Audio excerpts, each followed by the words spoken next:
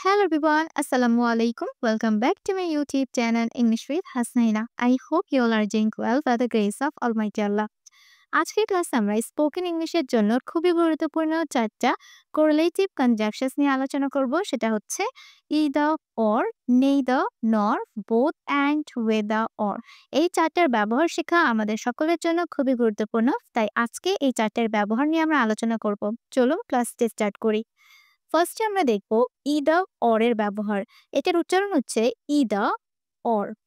যেমন দুটি জিনিসের মধ্যে একটি, ধরুন দুটো জিনিসের মধ্যে যে কোনো একটাকে আপনি বেছে নেবেন, এরকম যখন সিচুয়েশন হয় তখন আমরা ইদার, অর ব্যবহার করি। ইদার, অর এর পর সাধারণত আমরা নাউন, ভার্ব অথবা অ্যাডজেক্টিভ ব্যবহার করার পর অর ব্যবহার করি। যেমন তুমি হয় পড়াশোনা করবে নয়তো ফেল করবে। এখানে হয় পড়াশোনা করো না হয় তুমি ফেল করবে, দুটার মধ্যে একটা। তখন আমরা এই সেন্টেন্সটাকে এভাবে বলবো, either you study or you fail. তুমি হয় পড়াশোনা করো না হয় তুমি ফেল করবে।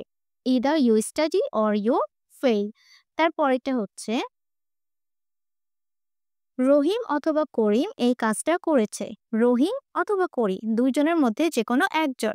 সেক্ষেত্রে সেন্টেন্সটা এভাবে হবে, either Rahim or Karim has done this. দেখেন ইদার পর কি আছে? নাউন, তারপর অর, তারপর আবার একটা নাউনের ব্যবহার করা হয়েছে। ইদার রহিম অর করিম, হয় রহিম অথবা করিম হ্যাজ ডান করেছে, হ্যাজ ডান দিস এই কাজটা করেছে। ওকে।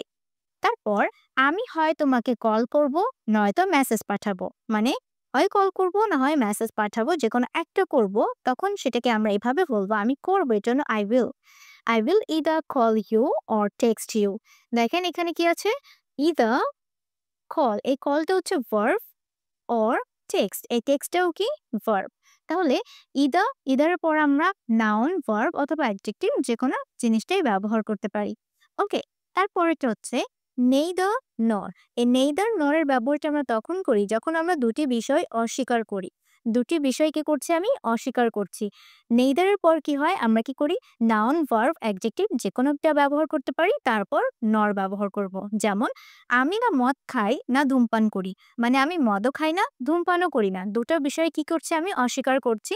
তখন হবে আই নেইদার ড্রিঙ্ক নর স্মোক। এখানে কি আছে? নেইদার, আর ড্রিঙ্কটা কি? ভার্ব। ওকে। নর স্মোক, স্মোকটাও কি?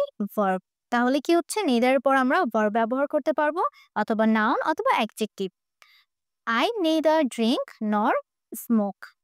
তারপর আলী বা তার বন্ধুরা কেউ উপস্থিত ছিল না। আলীও ছিল না, তার বন্ধুরাও ছিল না। দুটো কি হচ্ছে? অস্বীকার করা হচ্ছে। তখন হবে neither Ali nor his friends were present. Neither Ali, এই আলীটা হচ্ছে কি? নাউন, আর নরের পর হিজ ফ্রেন্ডস বলা হয়েছে এবং এটা হচ্ছে কি? নাউন। এখানে বলা হয়েছে হিজ ফ্রেন্ডস, এটা হচ্ছে একটা কি? Plural subject. আমরা ফার্স্ট সাবজেক্ট না, তারপরে যেটা সাবজেক্ট ব্যবহার করব সেই অনুযায়ী আমরা এখানে বি ভার্বটা ব্যবহার করব। এখানে বলা হয়েছে হিজ ফ্রেন্ডস, মানে একের অধিক বন্ধুরা। তখন এখানে কি হবে? ওয়্যার হবে। এখানে যদি একটা বন্ধু বুঝতাম তাহলে এখানে ওয়াজ হতো। Neither Ali nor his friends were present, কেউ উপস্থিতি ছিল না। তারপরেরটা হচ্ছে সে না বিড়াল পছন্দ করে না কুকুর। মানে সে বিড়ালও পছন্দ করে না, কুকুরও পছন্দ করে না। তখন বলতে হবে শি লাইকস নেইদার। এখানে নেইদার বলতে বোঝানো হচ্ছে যে সে পছন্দ করে না। শি লাইকস নেইদার ক্যাটস নর ডগস। এখানে নেইদারের পর নাউন ব্যবহার করা হচ্ছে, নরের পরও কি আছে? নাউন আছে। আমরা নাউন, ভার্ব, অ্যাডজেক্টিভ যে কোনোটাই ব্যবহার করতে পারি আমাদের সেন্টেন্স অনুযায়ী। তারপরে উত্তরগুলোর মধ্যে কোনোটিও সঠিক নয়। উত্তরগুলোর মধ্যে এখানে দুইয়ের অধিক উত্তরগুলোকে বোঝানো হচ্ছে। তখন আমরা কিন্তু নেইদারের ব্যবহারটা করতে পারি, কিন্তু সেন্টেন্স স্ট্রাকচারটা চেঞ্জ হবে। নেইদার অফ, নেইদার অফ এর পর যদি আমাদের কোনো প্লুরাল নাউন বা প্রোনাউন থাকে, তারপরে আমরা কি করব? সবসময় সিঙ্গুলার ভার্ব ব্যবহার করব। সিঙ্গুলার ভার্ব, কারণ মনে রাখতে হবে নেইদার এটা কিন্তু হচ্ছে একটা সিঙ্গুলার সাবজেক্ট। সিঙ্গুলার সাবজেক্টের জন্য সিঙ্গুলার ভার্ব হয়। এটার জন্য দেখেন এটার উত্তরটা এভাবে হবে neither of the answers is correct। এখানে দেখেন neither of এটা the answers এটা হচ্ছে কি প্লুরাল নাউন। the answers মানে হচ্ছে উত্তরগুলো। এখন আপনারা বলতে পারেন এখানে কি আছে answers মানে একের অধিক উত্তর, তাহলে এখানে আর হওয়ার কথা ছিল কিন্তু না, এখানে is হবে কারণ এই neither হচ্ছে একটা সিঙ্গুলার সাবজেক্ট। এই neither অনুযায়ী আমরা এখানে ভার্বটাকেও সিঙ্গুলার বসাবো। ওকে, তাহলে কি হবে neither of the answers is correct। তারপর ছাত্রদের মধ্যে কেউই দেরি করেনি। কেউই দেরি করেনি ছাত্রদের মধ্যে হতে পারে দুইয়ের বেশি ছাত্র বোঝানো হচ্ছে, তখন বলতে হবে neither of the students was late। এখানে neither of the students, আচ্ছা দেখেন কি আছে স্টুডেন্টস, তাও এখানে কি হচ্ছে was হচ্ছে where হচ্ছে না, কারণ neither নিজে হচ্ছে কি একটা সিঙ্গুলার সাবজেক্ট। ওকে, আশা করছি আমি আপনাদের বোঝাতে পেরেছি। তারপরে both and both and এর ব্যবহার সাধারণত আমরা অনেকেই জানি যখন আমরা দুটো জিনিস বা ব্যক্তি নিয়ে কথা বলি। যেমন রহিম এবং করিম দুজনেই ভালো ছাত্র। রহিম করিম মানে দুজন ব্যক্তি সিমিলার হতে হবে, এরকম সেন্টেন্স আমরা both and এর ব্যবহারটা করি এবং এটার স্ট্রাকচারটাও সেম। আমরা both এর পর নাউন ভার্ব অ্যাডজেক্টিভ ব্যবহার করতে পারি এবং and এর পর নাউন ভার্ব অ্যাডজেক্টিভ ব্যবহার করতে পারি। যেমন রহিম এবং করিম দুইজনেই ভালো ছাত্র। both Rahim and Karim are good friends. এখানে দেখেন বোথ রহিম, এই রহিমটা হচ্ছে কি নাউন, অ্যান্ড করিম, অ্যান্ড করিমটাও কি noun. Okay, both Rahim and Karim are good friends. এখানে আর কেন হচ্ছে, কারণ এখানে সাবজেক্ট কি প্লুরাল সাবজেক্ট, রহিম এবং করিম। রহিম করিম মিলে কয়জন হয়, দুইজন হয়, তাই এখানে দুইজনের কথা বলা হচ্ছে, তাই এখানে আমাদের যে হেল্পিং ভার্বটা হবে সেটা কি হবে, প্লুরাল হবে। ওকে, তাই এখানে আমরা এস দেব না, আমরা এখানে কি দেব আর।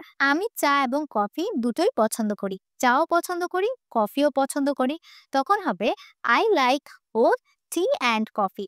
আই লাইক আমি পছন্দ করি বোথ টি অ্যান্ড কফি। এখানে টিটা কি নাউন এবং কফিটাও হচ্ছে noun. I like both T and coffee. তারপর তারা ক্লান্ত এবং ক্ষুধার্ত, মানে তারা ক্লান্ত এবং ক্ষুধার্ত একসাথেই দুটো জিনিস, তখন বলতে হবে দে are both tired and hungry. এখানে কি টায়ার্ডটা কি অ্যাডজেক্টিভ এবং হাংরিটা হচ্ছে কি অ্যাডজেক্টিভ। আমরা বোথের পর অ্যাডজেক্টিভ ব্যবহার করতে পারি এবং অ্যান্ড এর পরও কি আমাদের অ্যাডজেক্টিভই ব্যবহার করতে হবে। Okay, they are both tired and hungry. তারপর রিনা এবং মিনা দুজনই উপস্থিত। Both Rina and Mina are present. তারা ঢাকা ও চট্টগ্রাম দু জায়গাতেই গিয়েছিল। দু জায়গাতেই তারা গিয়েছিল, তখন বলতে হবে they visited both Dhaka and Chittagong. Okay, তারপরে আমরা সন্দেহ বা বিকল্প বোঝাতে ওয়েদার অর এর ব্যবহারটা করে থাকি। আমাকে বলো টেল মি, তুমি রাজি কিনা, তখন হবে whether you agree or disagree. এখানে আমরা ডিসঅ্যাগ্রির জায়গায় অর নটও ব্যবহার করতে পারি, কোনো অসুবিধা নেই। Whether you agree or disagree, তুমি রাজি কি না, তুমি আমার সঙ্গে যাও বা না যাও আমি যাবই।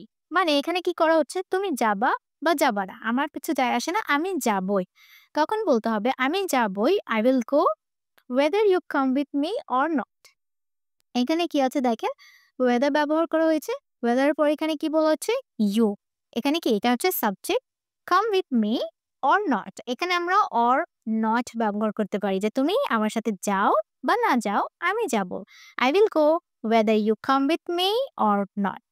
ওকে, তারপর আমি জানি না সে আসবে কিনা। এই যে এখানে কি একটা সন্দেহ হচ্ছে যে আমি জানি না সে আসবে কিনা, তখন বলতে হবে আমি জানি না এটার ইংরেজি কি, আই ডোন্ট নো সে আসবে কিনা। whether he will come or not. whether এর পর এখানে কি আছে সাবজেক্ট, will come আসবে কিনা, or not। or not বলতে কি বোঝাচ্ছি, কিনা সে আসবে কিনা আমি জানি না, whether he will come or not।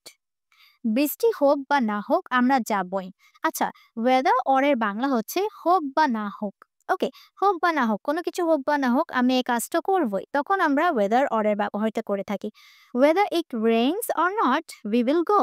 দেখেন এখানে ইটটা কি সাবজেক্ট, আমরা সাধারণত ওয়েদারের পর আমরা প্রোনাউন অথবা নাউন ব্যবহার করে থাকি।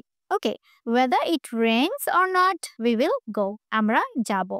তারপরটা হচ্ছে আমি জানি না এটা সত্যি না মিথ্যা। সত্যি না মিথ্যা, এটা সত্যি না মিথ্যা আমি জানি না, তখন বলতে হবে I don't know whether it's true or false. Weather পরে এখানে কি আছে?